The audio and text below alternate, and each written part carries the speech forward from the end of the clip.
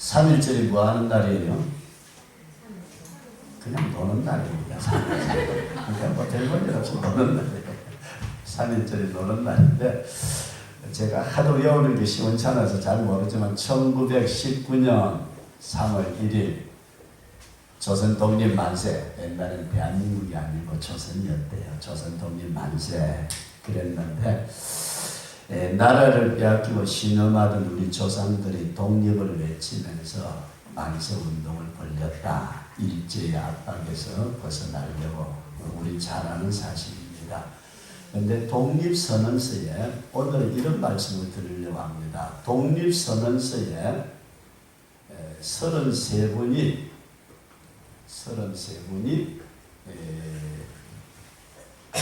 독립선언서에 요즘식으로 말한다면 사인을 하셨대요. 이름을 올렸대요. 그런데 그 중에 절반 가까운 16명이 기독교인입니다. 기독교인 16명이 기독교인이다. 그러면은 그때 당시 대한민국의 교인이 몇 사람이나 됐느냐, 정확하게 어떤 통계인지는 잘 모르지만은 우리 국민의 1.3%가 기독교인이래요. 그러니까 다시 말씀드려서 1000명 가운데 13사람이 예수 믿는 사람이다. 퍼센테이지로 보면은 100명 가운데 한 사람 조금 더 예수 믿을 만큼 1.3%의 기독교인이 있었는데도 나라를 움직이는 독립운동을 하는 데는 16명이 대표로 교회를 중심으로 이 독립운동이 일어났다. 그런 말씀입니다. 그래서 교회가 민족을 개화시켰다. 그렇게 말합니다. 민족 개화. 민족의 그 어떤 눈을 뜨게 했다. 그런 말씀입니다. 우리나라가 세국 정책에 의해서 문을 꼭꼭 걸어 담그고 있을 때 천주교가 먼저 들어왔습니다만 천주교 많이 순교당했어요. 그리고 기독교가 들어오면서 민족 개화를 일으켰고, 그 다음에 독립운동을 앞장을 섰습니다. 독립운동을 교회가 주도적으로 했다. 오늘날의 교회를 굉장히 폄하시키는 이런 일들이 많습니다만 사실 이 민족 앞에 교회가 굉장히 큰 일을 했다고 합니다. 그 다음에 뭘 했느냐면 교육운동을 교육운동. 우리나라에 교육을 시키는 물론 서당이 있었습니다만은 학교를 만들고 한글을 가르치고 이게 이제 교회를 중심으로 일어난 사건이다. 그런데 오늘날의 기독교는 어떻느냐? 이게 옛날에 이런 운동을 일으켜가지고 심지어 6.25 사변 나고 난 뒤에는 이런 얘기가 있었습니다. 경찰서 하나 짓지 말고 교회 하나 세워라. 일본이 망하고 난 뒤에 나라가 혼란스러울 때에 교회를 중심으로 일어난 일이 뭐냐 하면 일본은 일어난다. 미국은 믿지 마라. 그런 말을 했습니다. 일본은 일어난다. 미국을 믿지 마라. 그러면서 소련에 속지 마라. 그래서 교회가 앞장서 가지고 사회를 이끌어갈 때에 그래서 경찰서 하나 세우지 말고 경찰서보다는 교회를 세워라. 이렇게 해서 이 교회가 굉장히 사회적인 영향을 미쳤습니다. 교인 그러면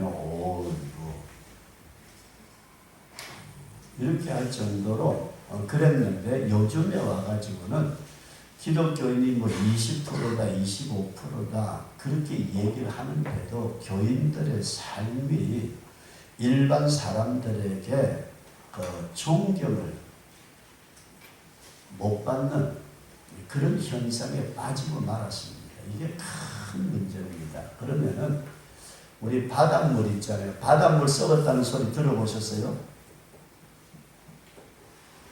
바닷물의 소금은 염분은 0.4%밖에 안 된대요.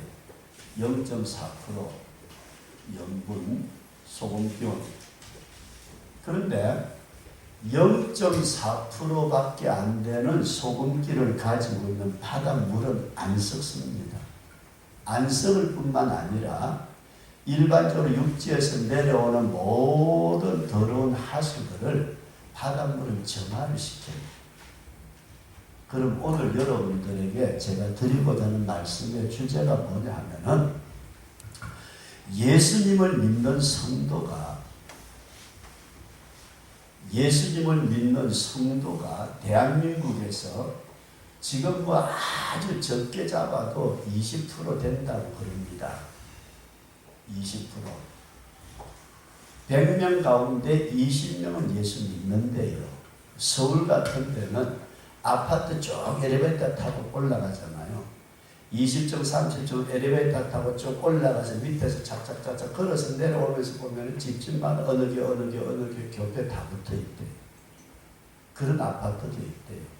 이렇게 예수님을 많이 믿는 사람들이 대한민국 전체의 20%가 된다고 할 때에 그냥 통계적으로 왜 대한민국이 잘못돼 가느냐는 얘기예요. 그럼 여러분 국회의장 김영호 씨 집사님입니다. 대한민국 국회의장 김영호 씨 집사님이고 민주당의 정세균 대표도 집사예요. 우리가 잘 아는 이명박 대통령은 장로님이시고 사법부의 수장이나 입법부의 수장이나 행정부의 수장들 다 교회 다니는 사람들이 많습니다. 뭐 종교계 분은 아니고 학계 뭐 어느 분야에 예술 분야 우리나라에서 올림픽에 나가서 이승훈 선수 1000m 스케이팅 달리는데 금메달 땄잖아요. 이 양반은 서울에 있는 창신성결교회 신자입니다. 자기 엄마 아버지가 집사님이고 할머니가 권사님이시고 체육계 그 다음에 예술계 뭐 어느 계통을 막론하고 예수 믿는 사람들이 지도자적인 입장에서 활동하고 있는 것은 현실입니다. 그런데 문제는 바닷물은 0.4%의 염분만 있어도 다른 것을 정화시켜 나가는데 왜 기독교인들이 20%나 된다고 하면서 사회를 정화시키지 못하고 오히려 우리가 사는 사회는 갈수록 점점 더 혼탁해져. 교회 안에도 문제고 가정에도 문제고 사회도 문제고 왜 이런 현상이 나타날까? 여러분들에게 이런 문제를 잠깐 언급을 하면서 오늘 우리 한번 따라서 하십시다. 주님이 주시는 자유를 나타내며 삽시다. 여러분들과 제가 예수 믿어서 그리스도 안에서 참된 자유를 얻었다면 그 자유를 가지고 이 세상 속에 내가 처해 있는 환경 속에 직장 속에 우리가 그걸 나타냄으로 말미암아서 내가 있는 곳이 정화되고 깨끗해지고 변화되고 사회가 밝아져야 되는데 우리는 그렇지 못한 것이 오늘의 현실이라 그런 말씀입니다. 뭐가 잘못됐을까? 그래서 여러분들에게 낮 시간에 이런 말씀을 드렸습니다. 피가 흐르는 십자가만을 바라보지 말고 그 십자가를 나의 신앙에 대입을 해가지고 내가 과연 십자가의 구속의 은혜를 받은 사람으로 소금이 되고 빛이 되고 그래서 내 한 사람의 힘은 지극히 적지만 여러분 옛날에 그 어린아이들 찬송가에 이런 게 있었어요. 이 촛불 이 작은 나의 빛 비치게 할 때야 뭐지? 이 작은 나의 빛 비치게 할 때야 빛내리 빛내리 빛나리 근데 스위스의 어느 산골에 교회가 하나 있었대요. 우리나라 어떤 분이, 예수 믿는 분이 스위스의 산골에 이제 가서 그 관광을 갔다가 어느 시골 마을로 들어갔는데 산속에 교회가 하나 있더래요. 마침 그날이 수요일 저녁이 돼서 예배를 드리는데 예배 드리러 갔대요. 이 양반은 교회가 저기 있는 걸 보고서 어두운 밤길을 헤치고 교회를 갔는데 교회 안이 깜깜해요. 예배 시간이 되기 전에 뭐 조금 일찍 간 모양이에요. 그래서 교회 안에 들어오는데 깜깜해가지고 아무리 둘러보아도 불 켤 수 있는 스위치가 없어요. 천장을 쳐다보니까 전구도 안 보여요. 이래? 교회 예배당 안 드리는 건물 폐가인가? 그러고 있는 한 사람 모여들기를 시작하는데 전부 다 호롱불을 들고 오더래요. 한 사람마다 호롱불을 들고 자기 앞을 비치면서 그 산길을 찾아서 전부 다 교회로 들어오는데 나중에 보니까 교회 안이 전부 다 환해졌는데 이 불을 켜서 하는 게 아니고 수많은 사람들의 등불이 환하게 다 비치더라는 것입니다. 그러면서 예배가 다 끝나고 난 뒤에 각자 등불을 들고 비추면서 자기들 집으로 그 산골 길을, 험한 산길을 걸어서 또 가는 거예요.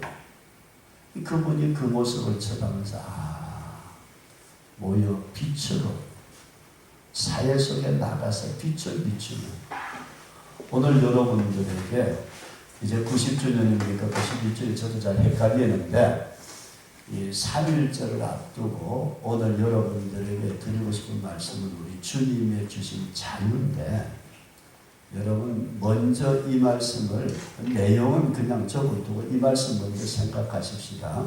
1919년 3.1절 독립만세 사건이 일어났을 때에, 그때에 34명이 독립선언서에다가 이름을 기록을 했는데 그 가운데 기독교인들, 목사, 장로, 기독교인들이 16분이고 16분.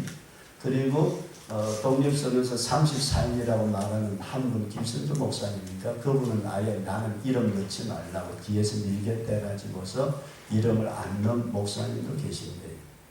이렇게 해서 16분의 기독교인이 있었다는 것은 독립운동을 이끌어가는 애국지사들 가운데 절반이 교인이었다는 얘기입니다. 그러면 그때 당시에 기독교인들이 국민의 몇 프로였느냐, 통계를 어떻게 잡았는지는 모르지만은 당시에 우리 조선반도에 살고 있던 국민의 1.3%가 기독교인이라는 통계가 나와요. 1.3%. 그럼 1.3%밖에 안 되는 기독교인들이 나라의 큰 독립운동을 일으키는 그 대표의 16분으로 활동을 했다면은 얼마나 큰 영향력을 끼쳤느냐, 그런 말씀입니다. 그래서 교회가 이 땅에 들어오면서 민족을 개화시켰고, 그 다음에 교회가 이 땅에 들어오면서 민족운동을 일으켜 독립운동 정신을 다시 고양시켰고, 그 다음에 학교를 세우고 병원을 세운 것이 교회입니다.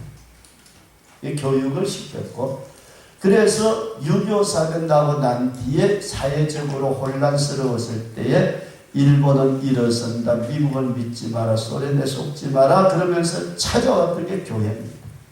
피난 시절에 큰 눈물을 흘려가면서 천막교에 쳐놓고 가만히 깔고 그렇게 울어가면서 하나님 앞에 부르짖어 기도했던 것이 오늘날 우리 기독교의 모체인 우리 선조들의 신앙생활의 모습이었습니다. 경찰서 하나 짓기보다 차라리 교회를 세우라고 말할 만큼 그렇게 교회가 이 사회 속에 엄청나게 영향력을 미쳐서 사회를 이끌어갔습니다. 선한 방면으로. 그런데 물질 문명이 점점 많아지고 편해지고 세상이 살게 되어지면서 기독교인들이 20%가 된다고 말하고 있는 오늘 이 시대에 정말 윤리적인 면이나 사회적인 면이나 교육적인 면이나 기독교인들이 얼마나 힘을 쓰고 있느냐. 숫자는 많은 것 같지만은 그래서 여러분들에게 그런 말씀을 드린 적이 있습니다. 믿음을 강조하면서 실질적으로 어떤 면에서 뭐라 그래야 되죠? 윤리적인 면, 생활적인 면에 있어서는 우리가 전혀 제대로 못해가지고 예수 믿는 사람들이 믿음을 강조하면서 윤리적인 생활이 뒤따르지 못하고 은혜와 축복을 강조하면서 십자가 지는 희생이 없고 개교회 부흥만을 외치다 보니까 교회가 부익부 빈익빈, 큰 교회는 커지고 적은 교회는 아예 안 되는 민주주의를 내세우다 보니까 성경적인 제도가 아니고 비성경적인 제도가 자리를 잡게 되고 장로 정치 제도가 세워지면서 치리하는 문제, 교회의 쟁탈전이 일어나고 있는 이런 현상을 바라보면서 오늘날 왜 기독교인들이 20%가 되면서도 이 모양이냐 그런 얘기예요. 왜 교인들이 20%나 교인들이 되면서도 나라가 이 모양 이 꼴이냐. 그러면 바닷물은 염분이 0.4%밖에 안 되는데도 바닷물은 안 썩는데요. 0.4% 우리가 짜다고 느껴지는 바닷물이지만은 육지에서 흘러들어오는 모든 오수들을 받아서 정화시켜 나가는데 어째서 0.4%가 아니라 0.4%의 50배나 되는 20%나 되는 성도들이 있는 이 땅이 대한민국이 이렇게 부패하고 잘못되어지느냐. 여기에서 저와 여러분들이 한번 신앙인의 모습을 깊이 한번 살펴보시면서 우리가 우리 책임 다하지 못하면은 주님이 그러십니다. 인자야, 내가 너를 파수꾼으로 세웠다. 너는 저렇게 죄악의 칼날, 죄악의 어두움이 밀려오고 있는 것을 보면서도 너 뭐 했냐? 그러면 그 핏값을 오늘 누구에게 찾느냐? 기독교인들이, 교회가 이 망하는 사회의 핏값을 감당해야 된다. 그런 말씀입니다. 그래서 저와 여러분들이 다시 한번 우리 신앙의 자세를 가다듬어 보면서 오늘 여러분들에게 이런 말씀을 드리고자 합니다. 첫 번째로 예수님의 오심, 따라서 하십니다. 예수님의 오심. 예수님의 오심은 뭐다 이거예요. 주님이 무엇 때문에 오셨느냐. 이 갈라디아 5장 1절에 나타난 말씀 보면 우리도 자유케 하려고 자유를 주셨으니 주님은 자유를 주시기 위해서 오셨다. 믿으시면 아멘. 자유 주시려고. 그래서 누가복음에 나타난 말씀 보면 누가복음 4장 18절에 이런 말씀이 있습니다.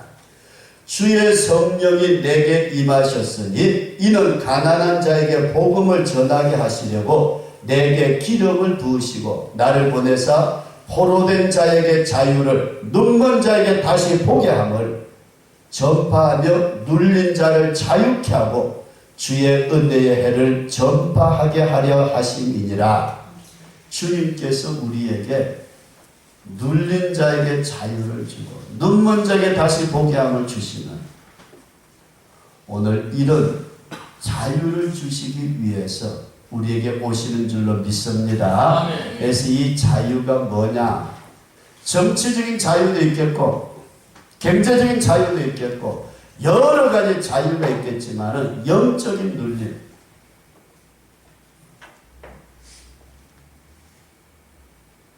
사실상 오늘날 수많은 사람들이 영적인 눌림 자체도 느끼지 못하고 살아갈 때가 많습니다. 나타나는 현상은 보이는 것으로만 이루어진 것이 아니고 보이지 않는 세계가 있다. 믿으시면 아멘. 그래서 여러분들에게 수천 말씀드린 것입니다만은 내가 입이 있다고 해서 말이 나오는 것이 절대 아닙니다. 몸뚱아리가 있다고 해서 움직여지는 것이 아니고 내 입술을 움직이고 내 몸을 움직이는 나의 혼이 있는데 이걸 우리는 뭐라고 그러느냐 하면 쉽게 말해서 인격이라고 말합니다. 내 인격이 내 정신, 감정과 지성과 의지가 나의 육체의 입술을 움직여서 말하고자 하는 소리를 내고 뜻을 나타내고 내 몸을 움직여서 행동을 나타내는데 우리는 그 혼의 세계, 인격의 세계가 뭐에 눌려있느냐? 악한 영에게 눌려있다 이런 말입니다. 악한 영. 이 영에 눌려가지고 하고 싶은 말도 제대로 못하고 하고 싶은 행동도 제대로 못하고 소금의 역할, 빛의 역할을 못하고 어둠 속으로 끌려가고 있을 때 주님이 우리에게 주시고자 하시는 것은 이 자유, 영적 눌림에서의 자유를 주시기를 원하시는 줄로 믿습니다. 오늘 저와 여러분들이 보이지 않는 영계의 눌림을 우리가 꼭 이겨야 합니다. 이 자유를 주님이 주시고자 우리에게 오셨다. 그래서 여러분들에게 여러 번 드린 말씀입니다. 우리가 깊이 생각해야 될 부분은 갈릴리 바다에 큰 풍랑이 일었습니다. 예수님이 타고 가는 배, 죽겠다고 아우성 쳤습니다. 예수님께서 얘들아 저쪽으로 가자. 예. 그러고 예수님을 태우고 가는데 예수님은 배 뒷전에서 주무시고 계시고 베드로야 야고보는 노젓고 팍 있다는데 갑자기 일어난 광풍이 휘몰아치면서 예수님의 배가 뒤집혀서 물에 빠져 죽을 만큼 우리는 이 나타나는 풍랑, 이 현상만을 쳐다보고 아이고 죽겠다고 그러지만 주님은 일어나셔가지고 이 풍랑 자체를 본 것이 아니고 여기는 거라사 지방에 귀신 들린 자가 있는데 귀신의 숫자가 얼마나 많았든지 간에 군대 귀신이라고 표현을 합니다.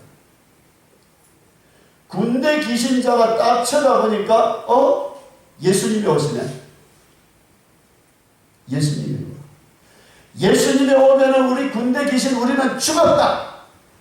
어떻게 하든지 못 오게 하자. 이 풍랑을 일으켜서 주님이 못 오시게 하시는데 주님이 주무시니까 잘 됐다. 빨리 그냥 풍랑 일으켜서 못 오게 하자. 그런데 베드로나 요한이나 다른 제자들은 왜 풍랑이 일어나는지 몰라요. 우리가 가는 길에 예수님 모시고 가는 길에 왜 이런 풍랑이 일어났는지 몰랐지만은 주님이 일어나셔가지고 꾸짖으시는데 바람아 파도야 잔잔하라. 근데 꼭 주님께서 말씀하실 때 언어에 있잖아요. 야, 너 가만히 있어. 그러면 제가 뭐라고 그러겠어요? 저 사람 이상하네. 아니 물건 보고서 가만히 있으라고 그렇게 말하는 사람이 어디 있어요?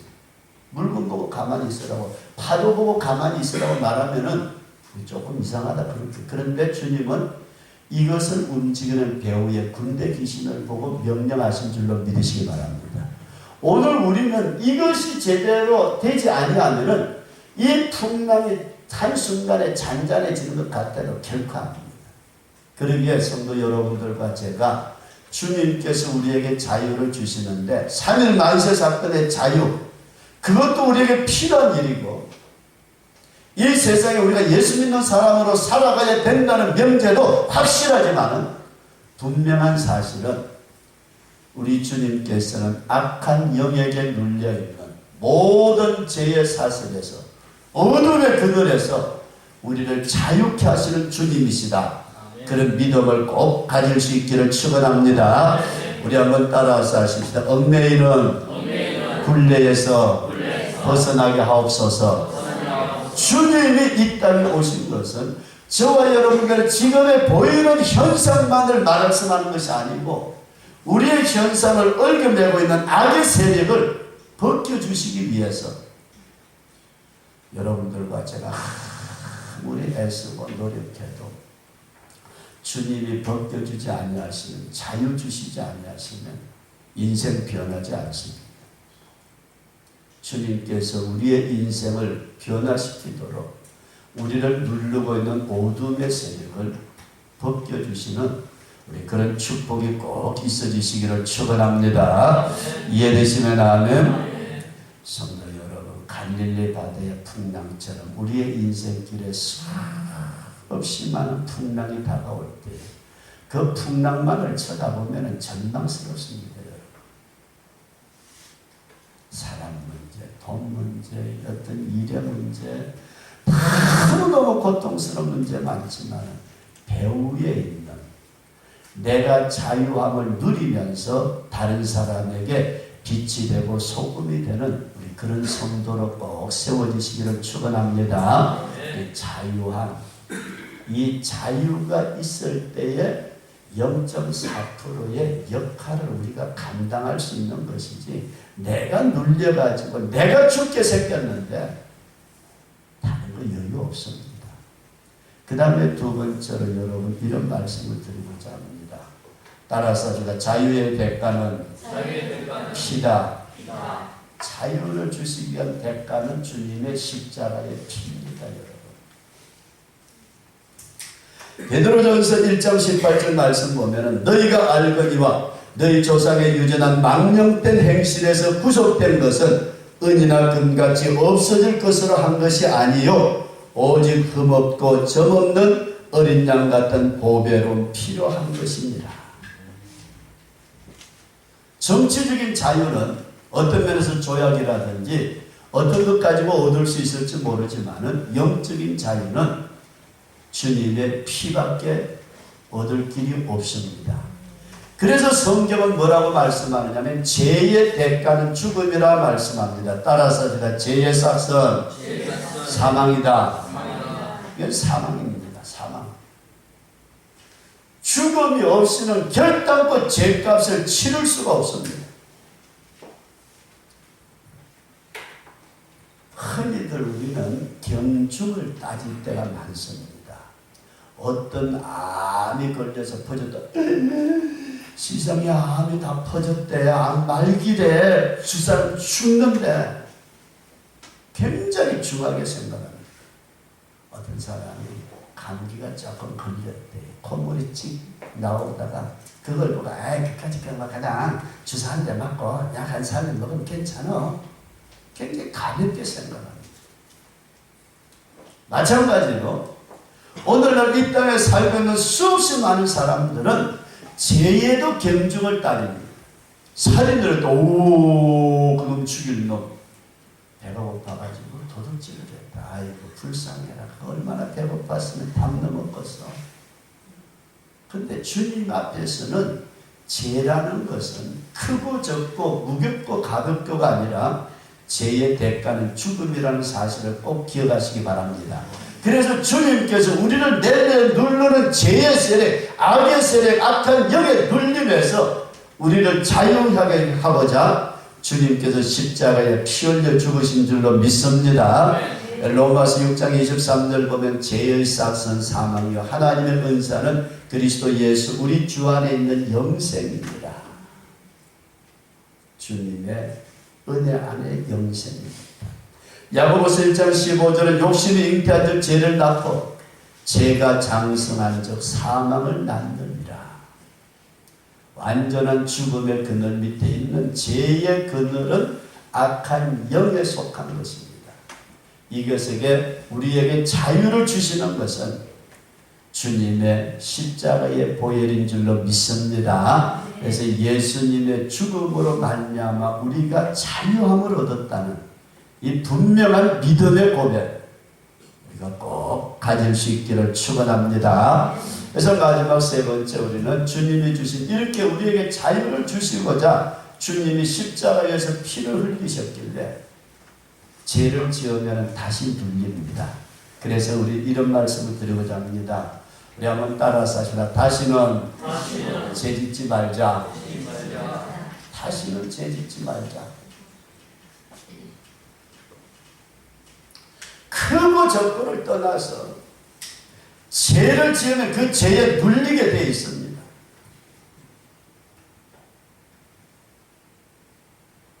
죄는 반드시 눌립니다.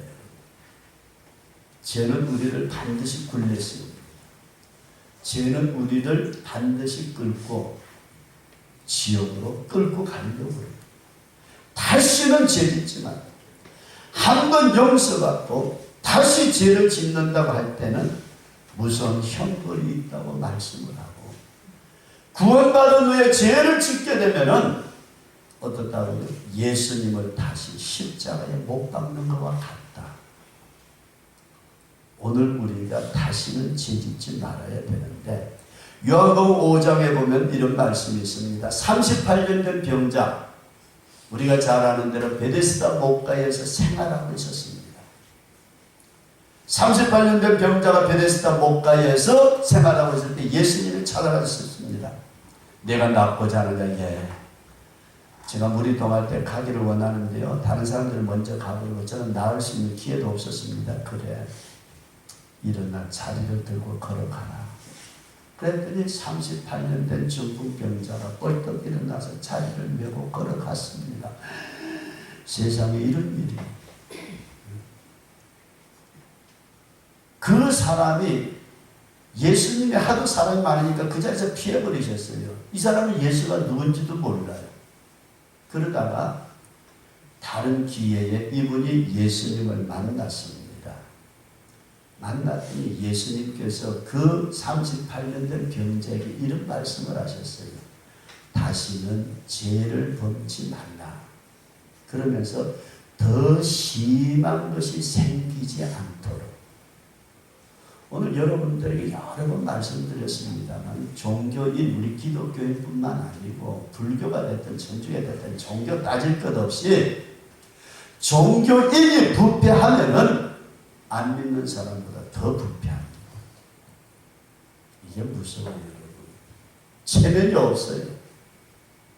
인간의 어떤 다른 부분이 없습니다. 다시는 죄를 범하지 말되 더 심한 것이 생기지 않도록 하라. 요한복음 8장 11절 이하에는 이런 말씀이 나옵니다. 간음 중에 잡힌 여인이 예수님에게 끌려왔습니다. 머리채를 휘어잡고 바리새인들과 서기관들이 그 사람을 질질 끌고 반쯤 벗어붙인 옷에다가 드러난 맨살에다가 예수님의 발 앞에 턱하니 끌어다 놓고서 바리새인들이 소리를 지릅니다. 예수여, 이 여자를 보시오. 이 여자가 간음 중에 현장에서 잡혔습니다. 율법에는 이런 여자를 돌로 때려 죽이라고 말씀을 했는데 당신은 뭐라고 가르치겠습니까? 주님이 뭐라고 하셨어요? 너희 중에 죄 없는 자가 먼저 돌을 들어서 쳐라. 한 사람 한 사람 들었던 돌멩이 다 툭툭툭 놓고 다 도망가 버렸어요. 주님의 그 말씀 앞에서 다른 사람을 정죄할 만한 사람이 없었습니다. 예수님께서 여자여 너를 정죄하던 자가 어디 있느냐? 아무도 없습니다. 주님.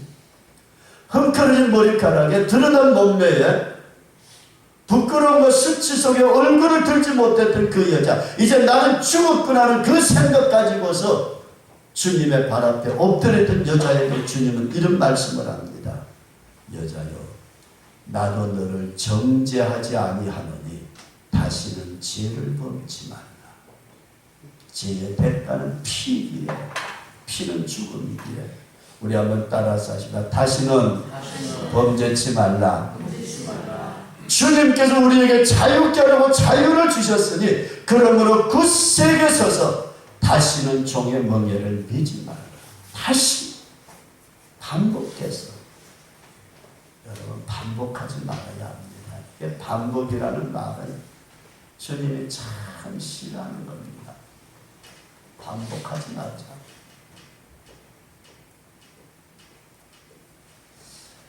근데 이거 참 어렵대요. 창원의 어디에서 결혼식장이 있어가지고 결혼식장을 갔습니다. 근데 내비게이션 있잖아요.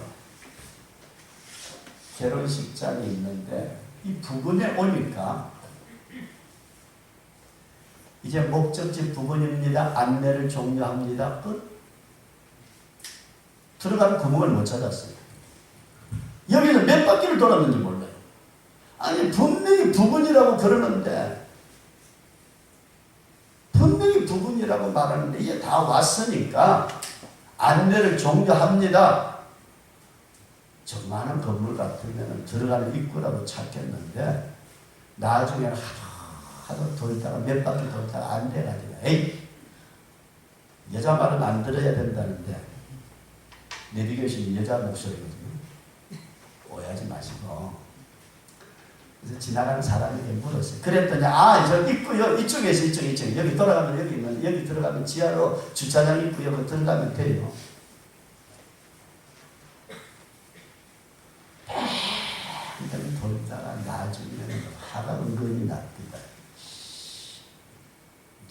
이루신 게 돈을 얼마를 주고서 다른 거예요. 제대로 안 되도 안 되죠.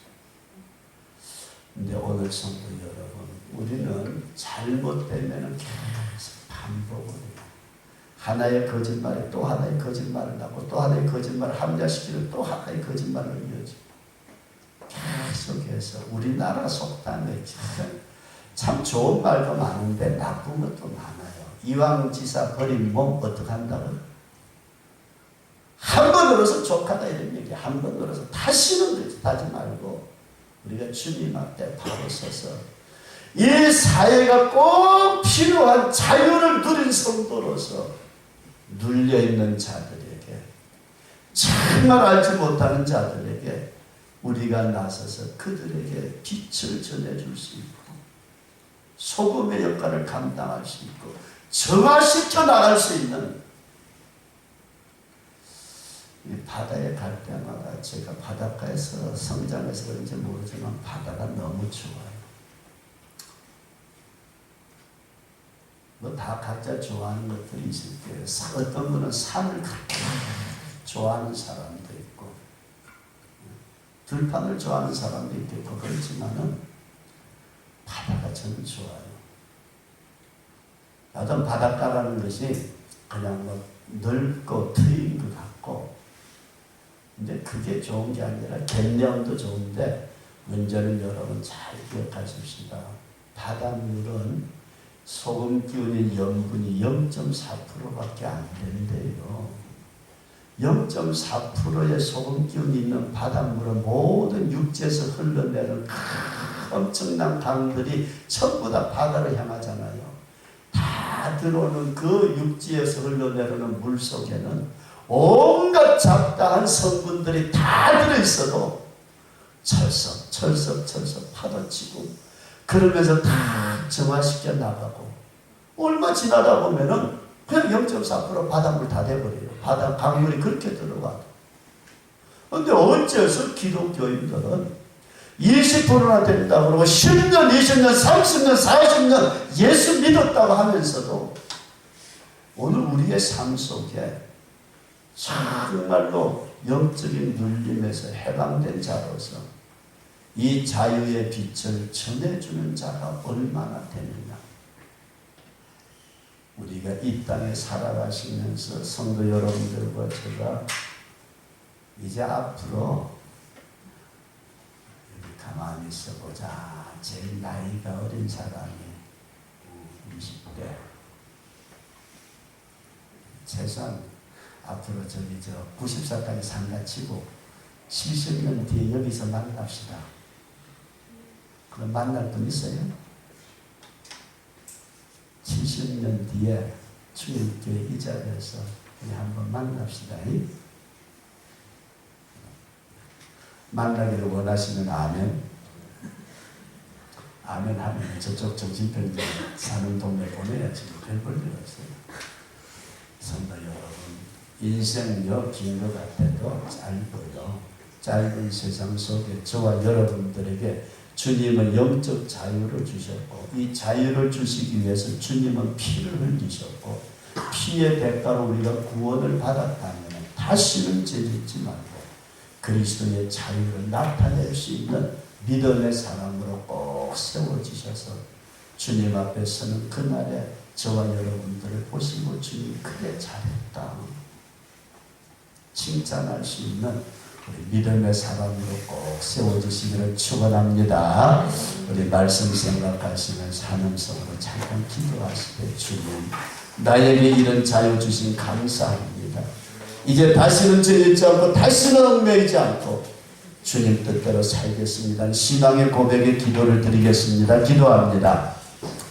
살아계시면서 역사하여 주시는 주님, 주님의 은혜와 그 귀한 사랑 진심으로 감사합니다.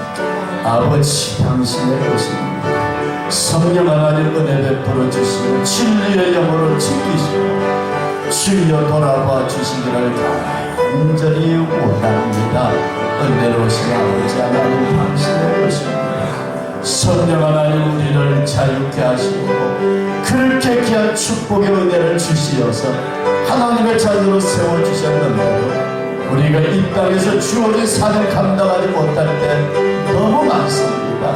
주님 다시 한번 용서하여 주시고 성령 하나님 붙들어 주세요. 주의 사랑 은혜로 축복하여 주세요. 아버지 당신의 영으로 역사하여 주세요. 내 아버지 하나님의 놀라운 축복의 세계가, 은총의 세계가, 능력과 권세 있는 세계가 우리 앞에 열려지도록 도우시고 우리에게 주신 자유를 나타내면서 주님의 뜻을 이루어갈 수 있도록 내 아버지 하나님 축복하여 주시기를 진심으로 간절히 원합니다. 피의 대가로 주신 이 자유와 잘 지켜서 주 앞에 서는 날까지 주신 사명 감당하여 믿음의 길에 승리할 수 있도록 역사해 주시기를 간절히 원하고 주의 영으로 말미암아 복되도록 도와주시옵소서. 믿사옵고 예수님 이름으로 기도하옵나이다. 아멘. 한 번 더 기도합니다. 주님, 바닷물은 0.4%밖에 안 돼도 바닷물을 정화시켜 가는데